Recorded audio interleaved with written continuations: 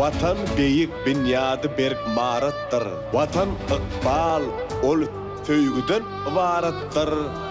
Owala hyr sowulmajak fazdyr vatan. Devletlerin dostu faydalı, milletlerin dostu faydamı.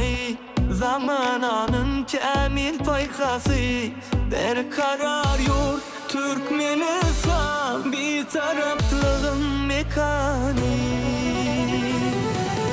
Yeryüzüne şöhretim var, öme barayan badım var. Yürekte bilet adım var, Türkmenistan. Yeryüzüne şöhretim var, öme barayan badım var. Yürekte bilet adım var, Türkmenistan. Bir taraplığın mekanı.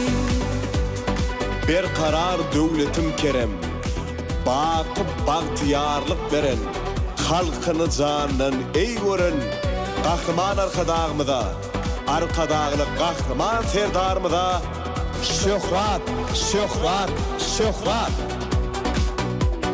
Dünyan büyük ökmalına, berkarar Türkmen devleti.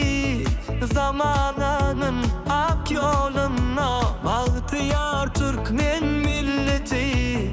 Cümle cahan ahvalına, Türkmen ökmali gülledi. Vatan halkın ciğer canı, berkarar yurt Türkmenistan, bir taraplığın mekanı. Yeryüzüne şöhretim var, öme barayan badım var. Yürekte bilet adım var, Türkmenistan. Yeryüzüne şöhretim var, öme barayan badım var. Yürekte bilet adım var, Türkmenistan. Bir taraplığın mekanı.